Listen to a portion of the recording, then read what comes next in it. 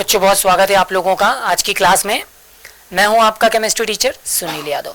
अब बच्चों आज एक नए टॉपिक के साथ आपके साथ हूं। आज मैंने टॉपिक जो लिया है बच्चों तत्वों का वर्गीकरण एवं आवृत्ति गुण से लिया हुआ है, जिसमें बच्चों सबसे पहला प्रश्न मैंने आपके सामने लिया है, आधुनिक आवर्त नियम क्या है।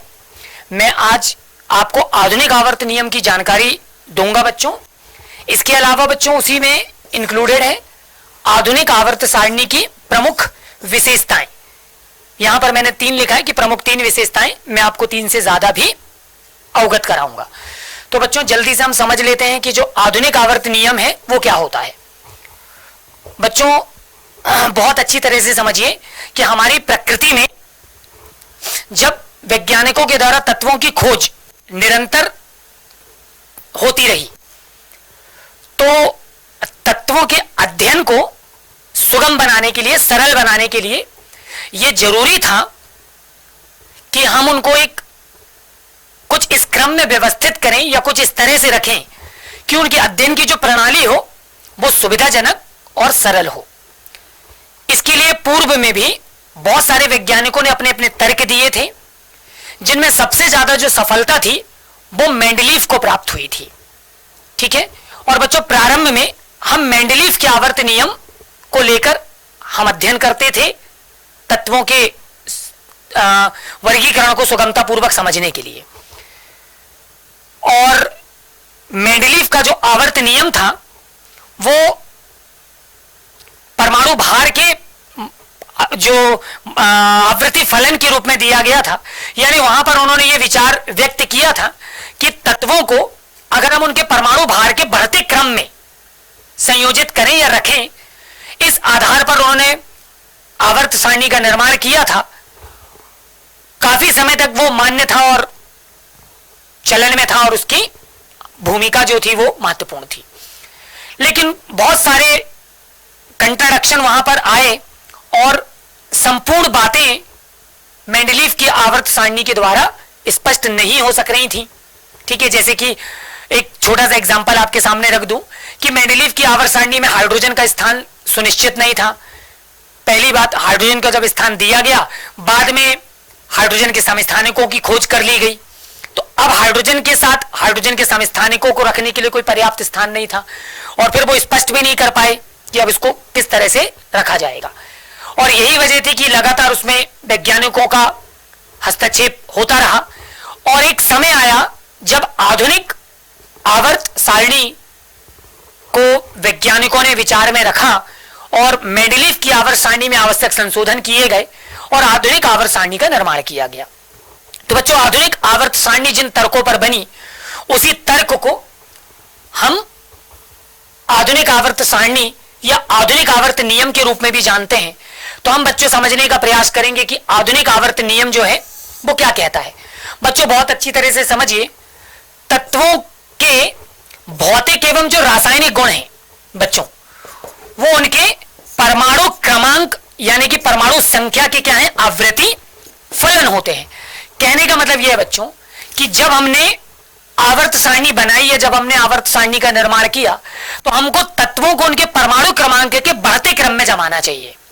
ठीक है। परमाणु क्रमांक के बढ़ते क्रम में जमाना चाहिए, यानी जो तत्व हैं उनके भौतिक और रासायनिक गुणों का अध्ययन कीजिए और उनको कुछ इस तरह से संयोजित कीजिए कि सबसे पहले आवर्त सारणी में उस तत्व को रखा जाए जिसका परमाणु क्रमांक सबसे कम है, उसके बाद उस तत्व को रखा जाए जिसका परमाणु क्रमांक उससे ज्यादा है, फिर उससे ज्यादा, फिर उससे ज्यादा, फिर उससे, यानी इस तरह से तत्वों को रखा जाना चाहिए। ठीक है।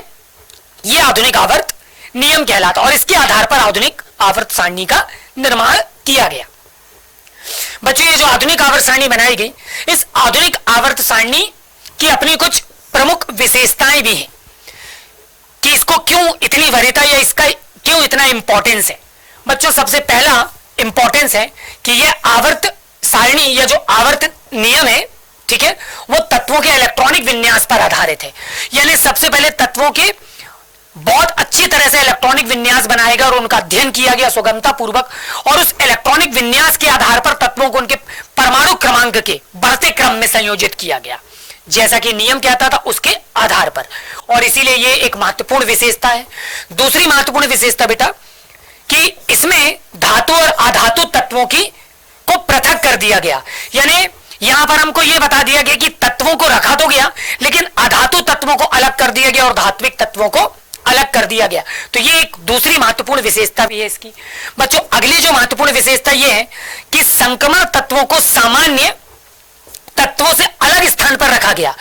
आप याद रखिए कि आधुनिक आवर्त सारणी में एस ब्लॉक और पी ब्लॉक के मध्य में जो डी ब्लॉक के तत्व हैं और डी ब्लॉक के तत्व जिनका अंतिम संयोजकों से अपूर्ण होता है उनको हम संक्रमण तत्व कहते हैं। तो बच्चों ये एक महत्वपूर्ण बात थी कि धातु, अधातु और सामान्य तत्व से, है ना, सामान्य तत्वों से अगर हम बात करें तो संक्रमण तत्वों को सामान्य तत्व से बिल्कुल अलग स्थान दिया गया था। यह भी एक महत्वपूर्ण विशेषता के रूप में शामिल है। बच्चों इसके अलावा फोर्थ पॉइंट कह रहा है कि आयरन, कोबाल्ट और निकेल संक्रमण तत्वों को साथ में रखा गया, जो कि उनका एक उचित स्थान है, जबकि मेंडलीफ की आवर्त सारणी में ऐसा नहीं हो सका था, इनको अलग अलग स्थान दे दिए गए थे। ये उनका एक दोष भी था। बच्चों अगला और पांचवा जो बिंदु है वो ये है कि दुर्लभ मृदा तत्व को उपयुक्त स्थान पर मुख्य आवर्त सारणी के बाहर नीचे रखा गया है, एस ब्लॉक के रूप में रखा गया। यानी हमारी जो मुख्य आवर्त सारणी उसमें एस ब्लॉक, पी ब्लॉक और डी ब्लॉक के तत्व शामिल है, जबकि एफ ब्लॉक में दुर्लभ मृदा तत्वों को स्थान दिया गया है। ये उसकी पांचवी विशेषता। बच्चों कुछ और भी विशेषताएं हैं, जैसे कि 6 नंबर पर तत्वों में इलेक्ट्रॉन भरने के आधार पर समस्त तत्वों को एस, पी, डी और एफ ब्लॉक में विभाजित किया गया। बच्चों बहुत अच्छी तरह से समझिए, जब तत्वों के इलेक्ट्रॉनिक विन्यास बनाए गए तो यह देखा गया कि उनके अंतिम इलेक्ट्रॉन किस ऑर्बिटल में प्रवेश करते हैं। अगर वो एस ऑर्बिटल में प्रवेश करते हैं तो उन सारे तत्वों को संयोजित कर एस ब्लॉक में रखा गया। इसी तरह से तत्वों का अध्ययन किया गया, उनके अंतिम इलेक्ट्रॉन 1 से लेकर 6 तक अगर पी ऑर्बिटल में प्रवेश करते तो उनसे पी ब्लॉक सुनिश्चित हुआ। इसी तरह से डी और एफ ब्लॉक को मान्यता दी गई। यानी आवर्त सारणी में तत्वों को इलेक्ट्रॉन भरने के आधार पर यह देखा गया कि उनका अंतिम इलेक्ट्रॉन किस ऑर्बिटल में है, एस ऑर्बिटल में है, पी ऑर्बिटल में है, डी ऑर्बिटल में, एफ ऑर्बिटल में, उसके आधार पर उनके ब्लॉक निर्धारित किए गए। ठीक है, तो बच्चों इस तरह से मैंने आपको आधुनिक आवर्त नियम और आधुनिक आवर्त नियम की विशेषताएं बताई। अगला प्रश्न मैंने आपके सामने जो लिया हुआ है वो प्रश्न है संक्रमण तत्व किसे कहते हैं, इनके प्रमुख गुण। बच्चों अभी संक्रमण तत्व का छोटा सा मैंने एक डेफिनेशन आपके सामने रखा था, मैं एक बार वापस वो रिकॉल कर देता हूं। आवर्त सारणी में एस ब्लॉक एवं पी ब्लॉक के तत्व के मध्य में जो तत्व स्थित होते हैं बच्चों उनको डी ब्लॉक के तत्व कहते हैं। याद रखिए उनको डी ब्लॉक के तत्व कहते हैं। लेकिन बच्चों डी ब्लॉक के वे तत्व जिनके अंतिम संयोजकों से अपूर्ण होते हैं।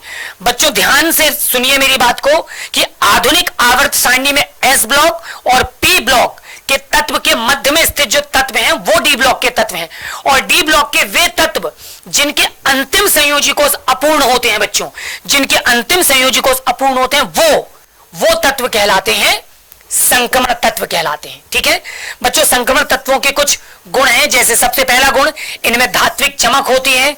दूसरा महत्वपूर्ण गुण बच्चों इनका गलनांक एवं जो क्वथनांक है वो उच्च होता है। संक्रमण तत्वों में धात्विक चमक पाई जाती है बच्चों। इसके अलावा संक्रमण तत्वों का गलनांक उच्च और क्वथनांक भी उच्च होता है। मतलब जब इनको आप गलाने की कोशिश करोगे तो इनको बहुत ज्यादा आपको ताप देना पड़ेगा, ये तब गलेंगे। इसी तरह से बच्चों अगर इनको वाष्पीकृत करना होगा, आपको डायरेक्टली इनका प्रभाजी आश्वन करना होगा तो इनका क्वथनांक भी बहुत ज्यादा अधिक होगा, बहुत उच्च ताप पर ये वाष्पीकृत होंगे बच्चों। इसके अलावा जो अगला महत्वपूर्ण बिंदु है, ये तत्व परिवर्तीय संयोजकता दर्शाते हैं। बच्चों इसको थोड़ा सा डिस्क्राइब करना चाहूंगा, जैसे कि आयरन बच्चों, तो आयरन Fe++ और Fe+3 के रूप में होता है बच्चों।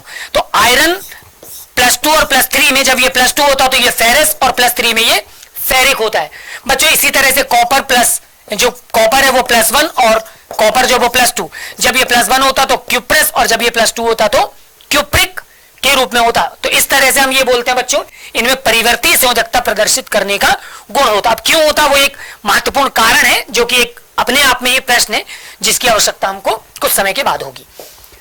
बच्चों अगला जो महत्वपूर्ण पॉइंट मैंने लिया है वो ये है कि ये तत्व रंगीन आयन बनाते हैं। ठीक है बच्चों, याद रखिए संक्रमण तत्वों का गुण है कि ये रंगीन आयन बनाते हैं, क्योंकि इनका अंतिम संयोजकों से अपूर्ण होता है।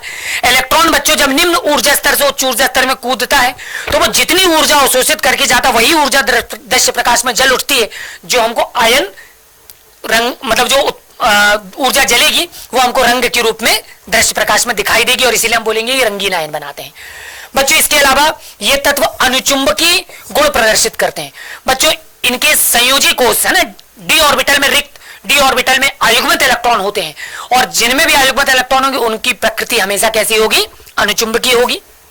महत्वपूर्ण 6 नंबर पर मैंने पॉइंट लिया हुआ है, ये तत्व और इनके जो यौगिक हैं बच्चों, ये उत्प्रेरकीय गुण रखते हैं।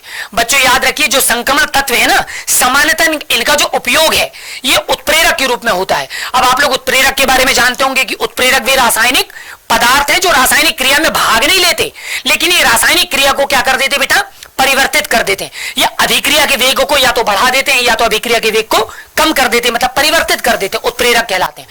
और बच्चों सबसे महत्वपूर्ण चीज कि अभिक्रिया में भाग नहीं ले रहे, लेकिन फिर भी अभिक्रिया की दर को क्या कर दे रहे हैं, नियंत्रित कर रहे हैं, परिवर्तित कर रहे हैं, बदल रहे हैं। अभिक्रिया के प्रारंभ से अभिक्रिया के अंत तक ये अपने संगठन, अपनी संरचना, अपने गुणों में किसी भी प्रकार का कोई परिवर्तन नहीं करते, वो उत्प्रेरक कहलाते हैं। तो ये उत्प्रेरकीय गुण जो है ये संक्रमण तत्वों में सबसे ज्यादा देखने को मिलता है। तो महत्वपूर्ण पॉइंट है, इस पर अगर अपन और भी क्वेश्चन लेना चाहें बच्चों तो ये एक महत्वपूर्ण प्रश्नों में से एक है।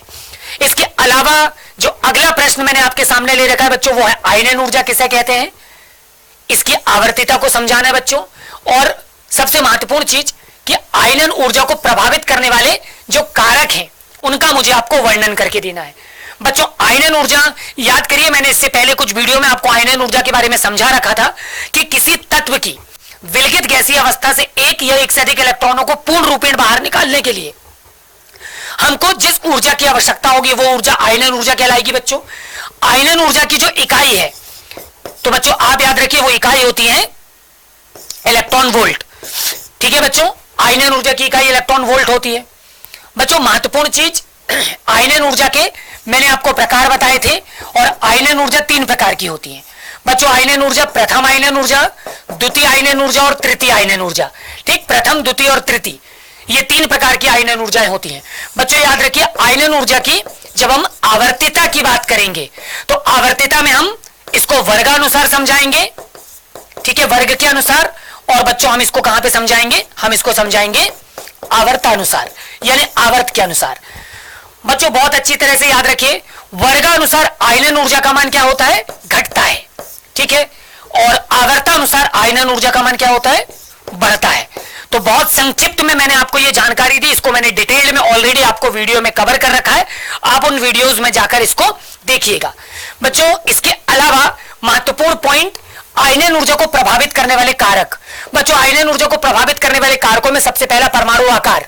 बच्चों परमाणु का आकार जैसे जैसे बढ़ेगा नाभिकीय आवेश का मान घट जाएगा, और जब नाभिकीय आवेश बढ़ेगा तो कम आकर्षण बल के इलेक्ट्रॉनों को निकालना सरल होता है, और यही वजह बच्चों की आयनन ऊर्जा का मान घट जाएगा। ठीक, दूसरा महत्वपूर्ण पॉइंट, नाभिकीय आवेश। बच्चों नाभिकीय आवेश में वृद्धि होने पर आयनन ऊर्जा का जो आयनन विभव या आयनन ऊर्जा का मान जो वो बढ़ जाएगा। इसके ऊपर वाले पॉइंट में आप देख रहे थे नाभिकीय आवेश घट रहा था परमाणु आकार बढ़ने से, तो आयनन ऊर्जा के मान में क्या हुई, कमी हुई।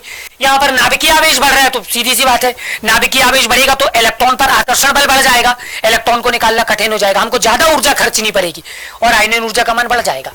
बच्चों इसी प्रकार हमने अगला पॉइंट लिया है परिरक्षण प्रभाव। बच्चों परिरक्षण प्रभाव बढ़ने पर आयनन ऊर्जा का मान घटता है।